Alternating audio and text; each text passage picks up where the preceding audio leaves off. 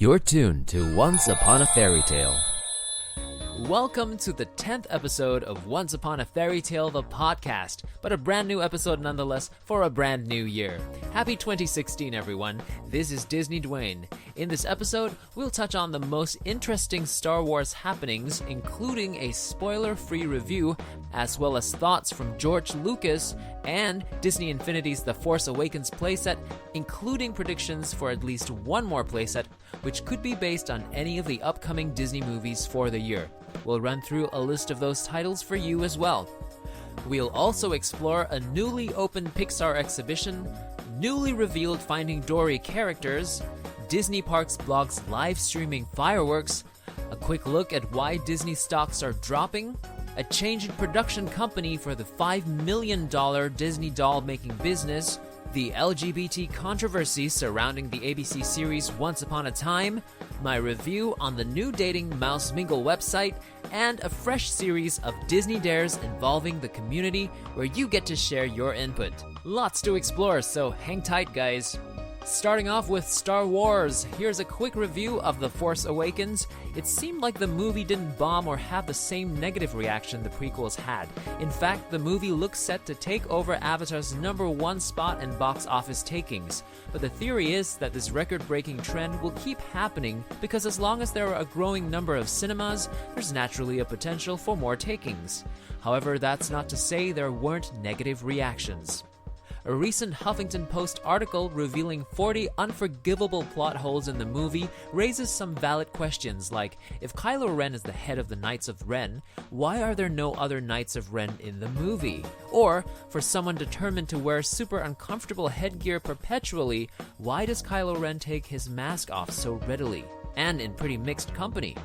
George Lucas also hits out at Star Wars, calling Disney white slavers, among his other thoughts. The full video interview, as well as links to much about what we discuss here, are available in our podcast notes, which are on our Facebook website at www.facebook.com/onceuponafairytaletime. And if you haven't caught up with the buzz that's been surrounding Star Wars, including turning your mobile phone into a lightsaber and places that feature life-sized X-Wing and TIE fighters, you can check out a video feature I made on my DisneyDwayne YouTube channel. Links again in the podcast notes. I also featured an a cappella Star Wars theme song parody that I sang on my channel. Here's a quick sample I extracted from the video. Star Wars, finally a comeback. The Force is awakened, but by a mouse. Lucas sold into Disney. Star Wars is history. Don't you agree? At the launch, celebrities all flocked for a chance to see how J.J. Abrams did this movie. They read the Facebook posts and tweet hungrily, but they lose their cool when things aren't spoiler-free. Damn it! For the full video, just search for DisneyDwayne, one word, on YouTube. Dwayne is spelt D-W-A-Y-N-E. The link is also in our podcast notes. If you liked it, do give it a thumbs up and subscribe to the channel. The last bit of Star Wars news features Disney Infinity's The Force Awakens playset. This is probably the first time I've played a video game so close to its movie launch, also because I've had quite a bit of time on my hands. In any case, if you liked any of the other Star Wars playsets, this one offers an equally exciting experience, but elevated because of the excitement surrounding the movie. I finished the game in one day, playing right up till the last boss, which of course is the new bad guy, Kylo Ren. Some people got really upset because it seemed there was a spoiler at the end when he said, "Face me, cousin." Now that's all I'm gonna say, and that's not a spoiler because after that, everyone realized he actually said "face me," and then said curses because he got hit. What a joke, right? Everyone's so uptight. Since we're on Disney Infinity, here's a bit of news. It's been announced that there is still at least one more playset to be released after Marvel Battlegrounds, and according to speculation, it might be based on one of the slew of movies slated for 2016. Let's take a quick look at the lineup. I'm only just running through the titles. January 29th, The Finest Hours. March 4th, Zootopia. second trailer has just been released. I think it's looking really cool. April 15, The Jungle Book, Disney's second live-action remake of the movie. May 6th, Captain America: Civil War. May 27th, Alice Through the Looking Glass. June 17, Finding Dory. July 1st, The BFG, or Roald Dahl's Big Friendly Giant. August 12th, Pete's Dragon. November 4th, Doctor Strange, a Marvel release. November 23rd, Moana, Disney's 56th animated feature, which will be a musical. And last but not least, on December 16th, Rogue One, a standalone Star Wars movie. For more information, you can review our first episode, which covers movies right up till 2019. Let's move on to other news as promised.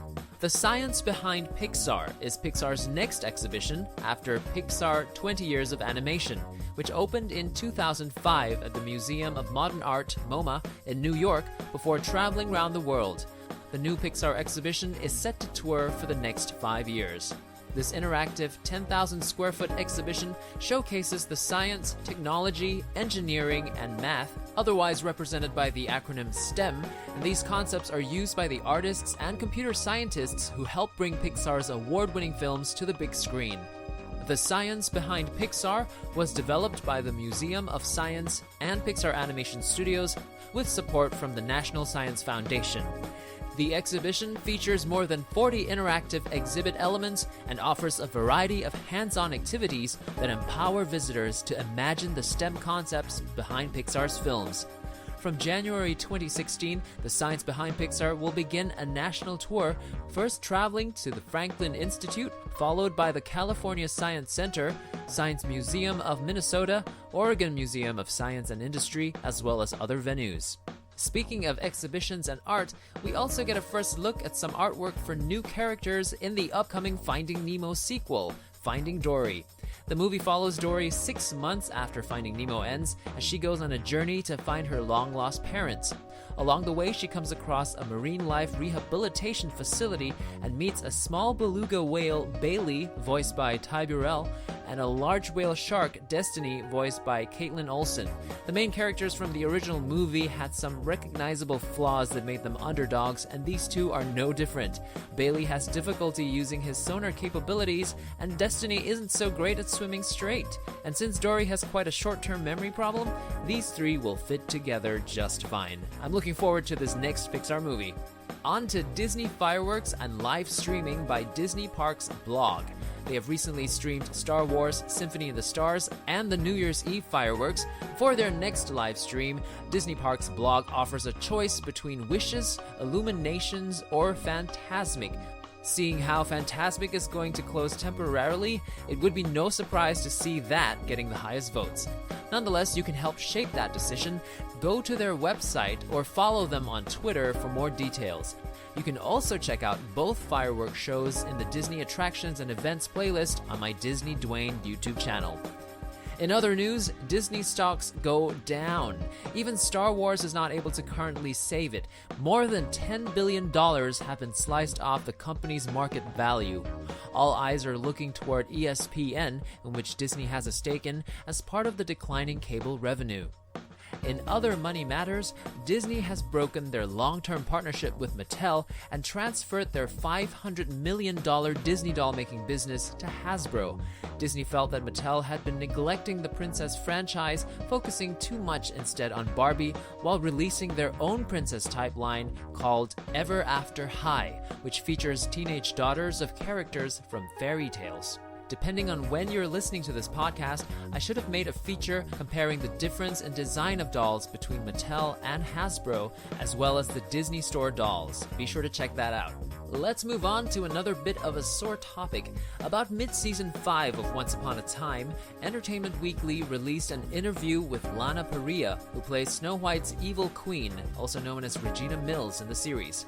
In this interview, Lana said she sees the relationship between her and Snow White's daughter, Emma Swan, as that of best friends or sisters. Now that has caused many angry reactions from fans who believe in Swan Queen. Swan Queen is a term that is developed out of a projected lesbian relationship dynamic between these characters by these fans who are also known as shippers. The Urban Dictionary defines ship as a verb endorsing a romantic relationship popularized in fan fiction circles. We can only wait and see what the future holds for the series. Meanwhile, if you're interested, yes, you guessed it, I have made a feature on my YouTube channel covering this very topic. Check out the podcast notes on www.facebook.com/onceuponafairytaletime for the link info. Go ahead and like our Facebook page as well for future updates. Disney fans looking for like-minded Disney enthusiasts for dates can now turn to Mingle, a new online Disney dating website. I went ahead and set up a profile for myself, and here are my thoughts on the website. I feel like it's still in the very early stages of development where they need to refine stuff. At present, it seems like everyone is a 100% match with the occasional 0% match. Where are the in-betweens? On the plus side, they have a very nicely set up form to fill lots of interesting details about yourself, such as what type of Disney shopper are you, what is your best Disney memory, least favorite Disney movie and why, and what are your non-Disney passions. Majority of users haven't uploaded the suggested 10 photos or filled out much of their personal details. There's also still a lack of members in many areas of the world. You don't have to pay to set up an account, but upgrading to Deluxe or Premium has the same benefits of allowing you to chat, read, send, and reply to messages. Deluxe is based on per month, while Premium offers a discounted annual fee. However, it's not clear if you'll receive notifications of incoming messages without a paying account. I suspect you would because it is in their interest to get you to pay so you can read any messages that come your way. Mingle has also hosted its first event, a New Year's Eve party, which includes a screening of The Force Awakens at the El Capitan Theater and an after-party to ring in the new year on the rooftop of Madame Tussauds. Tickets were sold at $75 to Mingle account holders.